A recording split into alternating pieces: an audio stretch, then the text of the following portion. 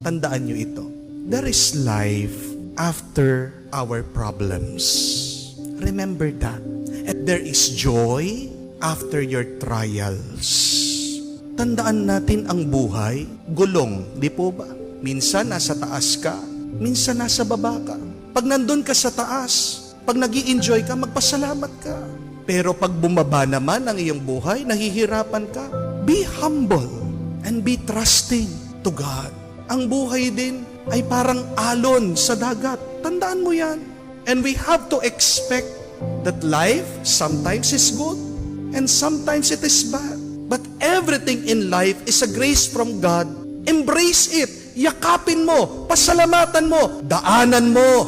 Huwag kang mananatili dyan.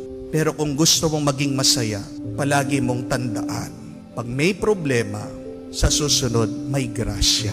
Yan ang hintayin mo.